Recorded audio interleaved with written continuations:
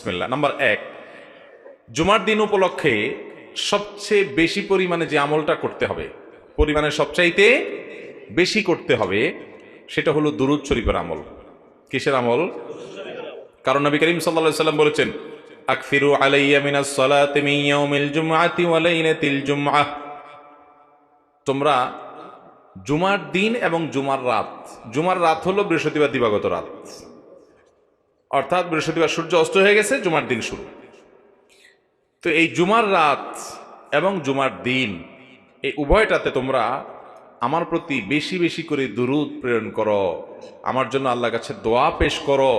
ফাইন্না সালাতাকুম মারুদাতুন আলাই, কারণ তোমরা যে দুরূদ পাঠ করো আমার জন্য, এটা আল্লাহর ফেরেশতারা আমার কাছে নিয়ে পেশ করে যে, হে আল্লাহ রাসূল, পৃথিবীর অমুক দেশ অমুক প্রান্ত থেকে অমুকের ছেলে অমুক আপনার জন্য দুরূদ পেশ করেছে। এটা তোমাদের এই রিপোর্টটা আল্লাহর ফেরেশতা আমার কাছে বলে, উপস্থিত করে। এই জন্য তোমরা জুমার দিনে আসলে বেশি বেশি করে দুরূদ পাঠ করবা। দুরূদ হলো নবী সাল্লাল্লাহু আলাইহি সাল্লামের জন্য দোয়া। ওনার জন্য আমাদের দোয়া করলে আমাদের লাভ। আল্লাহ তাআলা তো তার রাসূলের প্রতি রহমত এমনিই নাজিল করবেন, আমরা দোয়া করলেও করবেন, না করলেও। কিন্তু আমরা যদি দোয়া করি তাহলে সেক্ষেত্রে ওনার লাভ হোক না হোক আমাদের লাভ নিশ্চিত, নিজেদের লাভ নিশ্চিত। আল্লাহ তাআলা তার রাসূল সাল্লাল্লাহু আলাইহি সাল্লামকে অনেক ভালোবাসেন, অনেক মহব্বত করেন। তার নবীকে তিনি অনেক মহব্বত করেন দেখে তার নবী, তার জন্য কেউ দোয়া করলেও আল্লাহ তাআলা তার প্রতি রহমত নাজিল করে। আর শুধু রহমত নাজিল না, মান সাল্লা আলাইয়া মাররাতান সাল্লাল্লাহু আলাইহি আশরা, নবী সাল্লাল্লাহু আলাইহি সাল্লাম বলেছেন, যে ব্যক্তি আমার প্রতি একবার দুরূদ প্রেরণ করে, একবার নবীজির জন্য দোয়া করে, আল্লাহ তাআলা ওই ব্যক্তির প্রতি 10 বার রহমত নাজিল করে। কয়বার রহমত নাজিল করে? রহমত নাজিলের মানে বুঝেন? 10 বার আল্লাহ অনুগ্রহ করেন, দয়া করেন। আপনার জীবনে এমন একটা মুসিবতে, এমন একটা জায়গা যেখানে আল্লাহর দয়া ছাড়া আপনার উপায় নাই, এরকম 10 বার আপনার জীবনে রহমত আল্লাহ তাআলা নাজিল করবেন, অবতীর্ণ করবেন, আপনার জন্য রহমত অনুগ্রহ আল্লাহ তাআলা করবেন। যদি আপনি একবার দুরূদ পাঠ করেন, তাহলে প্রতি সপ্তাহে জুমার দিনে, জুমার রাতে যদি আপনি 100, 200, 300 বার, 1000 বার দুরূদ আপনি প্রেরণ করতে পারেন, তাহলে এই 10 বার আপনার গুণ করে আপনি হিসাব করেন যে কতবার আল্লাহ তাআলার রহমতের হকদার, ভাগীদার, পাওনাদার আপনি হয়ে যাবেন ইনশাআল্লাহ। অতএব জুমার দিনে দুরূদ বেশি করে পড়বো তো ইনশাআল্লাহ। দুরূদ পাঠের শ্রেষ্ঠ সিজনই হলো জুমার দিন। দুরূদ পাঠের শ্রেষ্ঠ সিজন কোনটা? জুমার দিন, জুমার রাত। এটা হলো দুরূদ পাঠের সবচাইতে উত্তম মৌসুম এবং শ্রেষ্ঠ সিজন। চেষ্টা করবো তো আমল করার ইনশাআল্লাহ। এখন থেকে বৃহস্পতিবার সন্ধ্যা হলে শুক্রবার সন্ধ্যা পর্যন্ত দুরূদ সারা সপ্তাহ প্রতিদিনই কম বেশি পড়বেন, কিন্তু এই জুমার দিন যখন আসবে তখন দুরূদের পরিমাণ অনেক বেড়ে যাবে ইনশাআল্লাহ। সবাই চেষ্টা করবো তো, আমল করবেন তো ইনশাআল্লাহ। এবং যাতে একে অন্যকে স্মরণ করে দিতে পারি, সেজন্য পরিবারের সদস্যরা কোন এক ম্যাচে একসাথে আসেন, কোন এক জায়গায় একসাথে থেকে অন্যকে স্মরণ করে দিবেন যে ভাই জুমার দিন শুরু হয়ে গেছে, বৃহস্পতিবার সন্ধ্যা হওয়া মানে জুমার দিন শুরু হয়ে গেছে। অতএব কি আমল শুরু করো? দুরূদের আমল। দুরূদ পড়তে কি পয়সা খরচ হয় ভাই? অনেক বেশি কষ্ট হয়। দুরূদের মধ্যে সবচেয়ে শ্রেষ্ঠ দুরূদ হলো দুরূদ ইব্রাহিম। আল্লাহুম্মা সাল্লি আলা মুহাম্মাদ ওয়া আলা আলি মুহাম্মাদ কামা সাল্লাইতা আলা ইব্রাহিম ওয়া আলা আলি ইব্রাহিম ইন্নাকা হামিদুম মাজিদ। আল্লাহুম্মা বারিক আলা মুহাম্মাদ ওয়া আলা আলি মুহাম্মাদ কামা বারাকতা আলা ইব্রাহিম ওয়া আলা আলি ইব্রাহিম ইন্নাকা হামিদুম মাজিদ। পড়া যাবে না ইনশাআল্লাহ। এই দুরূদ ছাড়া অন্য যে কোনো দুরূদও পড়তে পারেন। সবচেয়ে সংক্ষিপ্ত দুরূদ সাল্লাল্লাহু আলাইহি ওয়াসাল্লাম পড়লেও চলবে। আল্লাহ তাআলা আমাদেরকে আমল করার তৌফিক দান করুন। তাহলে জুমার দিন উপলক্ষে একটা আমলের কথা জানলাম, সেটা হলো দুরূদ পাঠের আমল। করবো তো ইনশাআল্লাহ। নাম্বার 2, জুমার দিন ফজরের নামাজ পুরুষরা জামাতের সাথে পড়বেন, আর মহিলাদের আমল হলো বাসার পুরুষগুলার সবগুলারে উঠে মসজিদের দিকে পাঠিয়ে দিবেন। এটা হলো জুমার দিনের ফজরের সময়ের আমল। নবী করিম সাল্লাল্লাহু আলাইহি ওয়াসাল্লাম বলেছেন, আফদালুস সালাওয়াতি ইনদাল্লাহ সালাতুল ফজরি মাআল জামাআতি ইয়াউমাল জুমআহ। যত নামাজ আছে ওয়াক্তিয়া, এই ওয়াক্তিয়া 5 ওয়াক্ত নামাজের মধ্যে আল্লাহর কাছে সবচেয়ে শ্রেষ্ঠ হলো জুমার দিনে ফজরের নামাজ পুরুষরা জামাতের সাথে পড়লে, এটা হলো আল্লাহর কাছে সবচেয়ে শ্রেষ্ঠ। এই জন্য সপ্তাহে অন্য সব দিন তো পড়বেনই, জুমার দিন আরো বিশেষ গুরুত্বের সাথে অবশ্যই জামাতের সাথে ফজর পড়তে হবে। এটা জুমার দিনের স্পেশাল আমল, বিশেষ গুরুত্বপূর্ণ আমল। চেষ্টা করবো তো ইনশাআল্লাহ। কিন্তু শুক্রবারে ফজর নামাজ পড়াটা অন্য দিন ফজরের চাইতে বরং আরো কঠিন হয়। কেন কঠিন হয়? কারণ শুক্রবারে অফিস আদালত থাকে না, দোকানপাট থাকে না, আপনার স্কুল মাদ্রাসা থাকে না, যার কারণে আমরা মনে করি শুক্রবারে সকালে তো একটা লম্বা ঘুম দেওয়া যাবে, বিদায় বৃহস্পতিবার রাত্রে শুতে শুতে একটু দেরি করেই সবাই শোয়। ফজর নামাজ অনেকে জামাতের সাথে আর পড়তে পারেন। এই জন্য ভাইরা আমার, শয়তান জানে কোন আমল করলে আমরা লাভবান হয়ে যাবে, যেন সে ওইটা যেন করতে না পারে, চক্রান্ত করে। এই জন্য জুমার দিনে ফজর নামাজ পড়ার চেষ্টা করবো তো ইনশাআল্লাহ। এক, দুই নম্বর আমল গেল। 3 নম্বর আমল হলো জুমার দিনে 4টি কাজ করবেন। এই 4 কাজে মিলে একটা আমল, সেটা হলো 3 নম্বর। সেটা কি? নবী আলাইহিস সালাম বলেছেন, মান বাক্কারা ইয়াউমাল জুমআতি ওয়াবতাকার, যে জুমার দিন আগে আগে ঘুম থেকে উঠবে, ভোরে ঘুম থেকে উঠবে, ওই যে ফজর পড়বে। ওয়াগাসসালা ওয়াগতাসাল, ফরজ গোসল হলে ফরজ গোসল করবে এবং উত্তম রূপে গোসল করবে জুমার দিনের জন্য, এবং ওয়ামাশা ইলাল মসজিদি ওয়ালাম ইয়ারকাব, পায়ে হেঁটে মসজিদে যাবে, বাহনে চড়বে না। ওয়াদানা মিনাল ইমামি ওয়ালাম ইয়ালগু, ইমামের খুব কাছাকাছি গিয়ে বসবে, আগে আগে যাবে, ইমামের একদম কাছাকাছি গিয়ে বসবে, এবং খুতবা শেষ হবে, নামাজ শেষ হবে, এর মধ্যে কোনো বেহুদা কথা বলবে না, বেহুদা কাজ করবে না। মসজিদে গিয়ে যত সময় সম্ভব 2 রাকাত করে নফল নামাজ পড়বে, কোরআন তেলাওয়াত করবে, ভালো কাজ করবে, বেহুদা কাজ করবে না, চুপচাপ খুতবা শুনবে। এই 4 কাজ যদি কেউ করে, আবারও বলি 4 কাজ কি কি? আগে আগে ঘুম থেকে উঠা, আগে আগে মসজিদে যাওয়া, গোসল করা উত্তম রূপে, পায়ে হেঁটে মসজিদে যাওয়া, ইমামের কাছাকাছি গিয়ে বসা, অহেতুক কথা কাজ না করা। এই 4 কাজ যদি কেউ করে, নবী করিম সাল্লাল্লাহু আলাইহি সাল্লাম বলেছেন, আল্লাহ রাব্বুল আলামিন তাকে এই কাজগুলোর বিনিময়ে, সে যে বাসা থেকে মসজিদ পর্যন্ত আসলো, প্রতি কদমে 1 বছর রাত জেগে নফল নামাজ পড়া আর দিনে নফল রোজা রাখার সব আল্লাহ তাআলা তাকে দান করবেন, প্রতি কদমের বিনিময়ে। তাহলে আপনার বাড়ি থেকে মসজিদে আসতে যদি 200 কদম হয়, 200 কদম হইলে 200 বছর রাত জেগে তাহাজ্জুদ পড়া আর দিনভর নফল রোজা রাখা, টানা 200 বছর পর্যন্ত করা, এটার সব আপনি পাবেন প্রতি সপ্তাহে চাইলেই। অনেক মুহাদ্দিস এবং অনেক হাদিস বিশ্লেষক ওলামা একরাম বলেছেন, কোরআন হাদিসে যত আমলের, যত ফজিলতের কথা বলা আছে, এর চাইতে কোনো ফজিলতপূর্ণ আমল আরেকটা নাই। মানে এত বিপুল পরিমাণ সওয়াবের কথা অন্য কোনো আমলের বিপরীতে আল্লাহ ওয়াদা করেন নাই।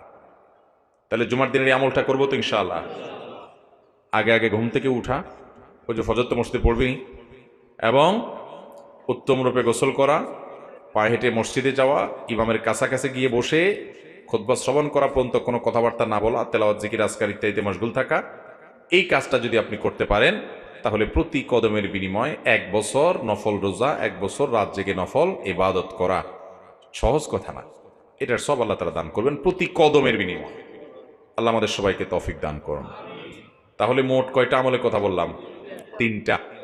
দুরুদের আমল, ফজর নামাজ জামাতের সাথে পড়া, 3 নম্বর কোনটা? আগে আগে ঘুম থেকে উঠে উত্তম রূপে গোসল করে পায়ে হেঁটে মসজিদে গিয়ে ইমামের কাছাকাছি গিয়ে বসা এবং কোন অনর্থক কাজ না করা। মনে থাকবে তো ইনশাআল্লাহ। নাম্বার 4, সূরা কাহাফ তেলাওয়াত করা। কোন সূরা তেলাওয়াত করা? এমন একটা সময় আমরা আসি ভাইরা, কিয়ামত যে খুব নিকটবর্তী হয়ে গেছে সেটা বিভিন্ন আলামত দ্বারা বোঝা যায়। নবী করিম সাল্লাল্লাহু আলাইহি সাল্লাম কিয়ামতের শতাধিক আলামতের কথা বিভিন্ন হাদিসে বলেছেন। সৌদি আরবের প্রখ্যাত আলেমে দ্বীন ডক্টর মোহাম্মদ আল আরিফি তার একটা বইয়ে তিনি 141টা আলামতের বিবরণ তুলে ধরেছেন, বিস্তারিত বিবরণ তুলে ধরেছেন। এর ভিতরে 131টা হলো কিয়ামতের ছোট আলামত আর 10টা হলো বড় আলামত। কিয়ামতের বড় আলামত আর ছোট আলামত চিনেন নি আপনারা? কোনটা? ছোট আলামত কাকে বলে? কিয়ামতের ছোট আলামত কাকে বলে? চিনেন বলছেন, এখন তো বলতে পারতেছেন না। আমার প্রশ্নের উত্তর দিলে নগদ সাথে সাথে পুরস্কার। আমি পুরস্কার নিয়ে যাই সব মাহফিলে। উত্তর দিতে পারলেই পুরস্কার। ওয়াজ শুনতে হবে আমল করার জন্য, মুখস্থ করে আমলের নিয়ত করে বাড়িতে যেতে হবে। কানসুক করে গেলে হবে? কি ওয়াজ করছে হুজুর, ওরে বাবারি, হাসায়া কান্দায় শেষ করে ফেলছে, কিন্তু আমি বাড়িতে কিছু নিতে পারলাম না। এই ওয়াজের কোনো লাভ আছে? ওয়াজ শুনে যাবার সময় বাদাম কিনে বুট কিনে নিয়ে চলে গেছেন। এটার জন্য নিয়ে ওয়াজে আসছেন? এলেম নিয়ে যাব, আমলের সংকল্প নিয়ত নিয়ে যাব ইনশাআল্লাহ। তাহলে ছোট আলামত বড় আলামত কি বোঝা গেল? বেশিরভাগ লোক জানেন না, ওলামা একরাম ছাড়া। তাহলে আমি বলে দিই, কিয়ামতের ছোট আলামত বলা হয় ওইগুলোকে যেগুলো কিয়ামতের অনেক আগে থেকে দেখা যায়, অনেক আগে থেকে দেখা যায়। আর কিয়ামতের বড় আলামত বলা হয় যেগুলো কিয়ামতের একবারে শেষ মুহূর্তে গিয়ে দেখা দিবে, যেগুলো দেখা দিবে পটপট করে, এরপরে কিয়ামত হয়ে যাবে, ওইগুলোকে বলে বড় আলামত। কথা কি বুঝাতে পারছি? তাহলে কিয়ামতের ছোট আলামত কোনগুলা? যেগুলো কিয়ামতের অনেক শত শত বছর আগে থেকে দেখা দিচ্ছে। যেমন এখনো কিয়ামতের অনেক আলামত দেখা দিছে না, যায় নাই? পোলাপান বেশিরভাগই বাপমার অবাধ্য, এটা কিয়ামতের আলামত, যে সন্তানরা বাপমার কি হয়ে যাবে যাবে। ছোট লোক, টোকাই, রংবাজ, অশিক্ষিত, মূর্খ, সন্ত্রাসী, চাঁদাবাজ, খারাপ মানুষ, এরাই বড় বড় নেতা হবে। হয়েছে না হয়নি? ভদ্রলোক, সম্ভ্রান্ত, আমলি, ভালো মানুষ, এদের কোনো বিল থাকবে না। হয়েছে না হয় নাই? কিয়ামতের আগে 131টা এরকম আলামতের কথা মোহাম্মদ আল আরিফি হাফিজাহুল্লাহ তার বইয়ে লিখেছেন। এগুলোর মধ্যে বেশিরভাগ আলামতই ইতিমধ্যে দেখা গেছে, এগুলো প্রকাশিত হয়ে গেছে। নবী সাল্লাল্লাহু আলাইহি ওয়াসাল্লাম বলেছেন, রিআ আশ-শাআ ইয়াতাতাওয়ালুনা ফিল বুনিয়ান ওয়া আনতারাল হুফাত আল উরাত আল আলাতা রিআ আশ-শাআ ইয়াতাতাওয়ালুনা ফিল বুনিয়ান। ছাগলের রাখালি করতো যারা এক সময়। আপনি যদি দুবাইতে যান, আপনি যদি মিডল ইস্টে যান, তাদের পূর্বপুরুষরা বেশি দিন আগের কথাও না যে তারা শত শত বছর ধরে ছাগলের রাখাল ছিলেন। এটা কোনো দোষের না, ছাগলের রাখাল, নবীরা ছাগলের রাখাল ছিলেন। এটা বাস্তবতা বোঝানোর উদ্দেশ্য যে তাদের জীবন জীবিকা এভাবে নির্বাহ করতেন তারা। কিন্তু এখন ইয়াতাতাওয়ালুনা ফিল বুনিয়ান, তারাই এখন বিশাল বড় বড় দালান কোঠা নির্মাণ করতেছে। হয়েছে না হয় নাই? আপনার বুর্জ খলিফা, বুর্জ দুবাই, বড় বড় টাওয়ার, বিশ্বের উঁচু উঁচু টাওয়ার তারা নির্মাণ করছে কি করছে না? তো নবী সাল্লাল্লাহু আলাইহি ওয়াসাল্লাম কিয়ামতের যে আলামতগুলোর কথা বলেছেন, এই আলামতগুলোর বেশিরভাগই প্রকাশ পেয়ে গেছে। হ্যাঁ, বড় আলামত যেগুলো 10টা, সেগুলোর একটা এখনো প্রকাশ পায় নাই। ওইগুলো আসবে, ওইগুলো সবগুলাই প্রকাশিত হবে এবং কিয়ামতের আগে একটা একটা করে হবে। 3টা বড় বড় ভূমিকম্প হবে, আগুন বের হবে, সূর্য পশ্চিম দিক থেকে উঠবে, ঈসা আলাইহিস সালাম নাজিল হবে, ইমাম মাহদি আসবে, দাজ্জাল আসবে এবং পাহাড় ফেটে দাব্বাতুল আরদ নামক একটা প্রাণী আসবে। কিয়ামতের আগে এরকম বড় বড় 10টা আলামত ঘটবে ঠিক শেষ মুহূর্তে, কিন্তু কিয়ামতের ছোট আলামতগুলো অনেক আগে থেকে ঘটবে। আপনি যদি কিয়ামতের আলামতের হাদিসগুলো পড়েন, তাহলে আপনি অবাক হয়ে যাবেন যে নবী সাল্লাল্লাহু আলাইহি সাল্লামের কথা সে 1450 বছর আগে বলেছেন, এখন সেগুলো কিভাবে একটা একটা করে খেটে যাচ্ছে। আমাদের পরবর্তী প্রজন্ম প্রত্যেকে এভাবে দেখবে, যেগুলো বাকি আছে সেগুলোও ঘটবে, কারণ তিনি যা বলেছেন তার কোনো কিছুই মন থেকে বলেন নাই। ইন হুয়া ইল্লা ওয়াহয়ুন ইউহা মা ইয়ানতিকু আনিল হাওয়া। রাসূল হাওয়া থেকে কিছু বলেন না। আমাদের দেশে কিছু লোক বের হয়েছে যারা হাদিস মানে না, যারা ডাইরেক্ট কোরআনের উপর আমল করতে চায়, আছে না নাই? এই ভাইরা বলে না রাসূলের ব্যক্তিগত কথা আমরা মানবো না, আমরা শুধু কোরআন মানবো। রাসূলের ব্যক্তিগত কোনো কথা নাই ভাই। আল্লাহ তাআলা কোরআনে বলেছেন মা ইয়ানতিকু আনিল হাওয়া। আরবি যারা জানেন, আরবির একেবারে এই ক্লাসে, প্রথম ক্লাসের দ্বিতীয় ক্লাসের যারা ছাত্র তারাও জানে, মা ইয়ানতিকু আনিল হাওয়ার মানে হলো নতকুন, মানে হলো কথা বলা। নবীর মুখ থেকে যত কথা উচ্চারিত হয় এর কোনোটাই তার প্রবৃত্তি থেকে হয় না। ইন হুয়া ইল্লা ওয়াহয়ুহা, যাই উচ্চারিত হয় সেটা ওহী, আল্লাহর পক্ষ থেকে উচ্চারণ করানো হয়। অতএব নবীজির সব হাদিস মানতে হবে কি হবে না ভাইরা আমার? তো যাই হোক, যেটা বলছিলাম, কিয়ামতের আগে এই যে কিয়ামতের আলামতগুলো প্রকাশ পাইছে, যত কিয়ামত নিকটবর্তী হবে তত ঈমানদারদের জন্য ফিতনা সংকুল সময় আসবে। আপনি দেখবেন এখন খারাপ পথে চলতে কোনো অসুবিধা নেই, ভালো বলতে চলতে গেলে অসুবিধা, ঠিক না ভাই? ঠিক। আগে মানুষের জন্য মিথ্যা কথা বলাটা কঠিন ছিল, কারণ সমাজে বেশিরভাগ লোক সত্যবাদী হইতো, মিথ্যা বা কথাবাদী যে সে ধরা পড়তো। আর এখন সত্য বলাটাই কঠিন হয়ে গেছে, ঠিক না বলেন? এখন সত্য বলাটাই কঠিন হয়ে গেছে না? আগে হারামখোরি কঠিন ছিল, এখন হালাল খাওয়াটাই কি?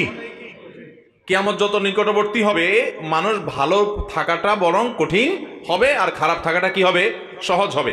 এরকম ফিতনা সংকুল সময়ে আমাদের ঈমান এবং তাকওয়া হেফাজত করা, এটা চারটিখানি কথা না। নবী করিম সাল্লাল্লাহু আলাইহি সাল্লাম বলেছেন যে শেষ জামানাতে কিয়ামতের আগে ঈমান ধরে রাখা এটা হলো হাতে জ্বলন্ত কয়লা মুঠ করে ধরে রাখার চাইতে কঠিন।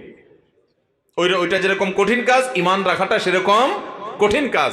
সেরকম সময় কিন্তু আমরা পার করতেছি এখন ভাইরা। এই রকম সময়ে আল্লাহ তাআলা আমাদেরকে, আমাদের ঈমানকে, আমলকে, তাকওয়াকে ফিতনা মুক্ত রাখুন। আমরা চাই কি চাই না? যদি চান তাহলে একটা বড় আমল হলো সূরা কাহাফ। সূরা কাহাফ নবী করিম সাল্লাল্লাহু আলাইহি ওয়াসাল্লাম বলেছেন, সূরা কাহফ যে জুমার দিন তেলাওয়াত করবে এটা তার জন্য আলোর কাজ দিবে, আলো, লাইট, ফোকাসের কাজ দিবে। ফিতনার অন্ধকার, কোন দিকে যাবেন বুঝতে পারতেছেন না, এক একজন এক এক দিক ডাকতেছে, এই সূরা তেলাওয়াত করবেন, আল্লাহ তাআলা আপনাকে পথ দেখাবেন, আল্লাহ নিজে গাইড করবেন আপনাকে। ফিতনার সময় মানুষ দাজ্জালে ফিতনা, দাজ্জালি পনার ফিতনায় পড়বে, আল্লাহ আপনাকে হেদায়েতের পথে গাইডলাইন করবেন। এবং কিয়ামতের দিন যখন অন্ধকারে, গুটগুটে অন্ধকারে মানুষ থাকবে, আল্লাহ আপনাকে গাইড করবেন কিসের বিনিময়ে? সূরা কাহফ তেলাওয়াত করার। বিশেষ করে সূরা কাহফের প্রথম 10 আয়াত যদি কেউ তেলাওয়াত করে, আল্লাহ তাআলা তাকে দাজ্জালের ফিতনা থেকে বাঁচাবেন। এই ওয়াদার নবী সাল্লাল্লাহু আলাইহি ওয়াসাল্লাম করেছে।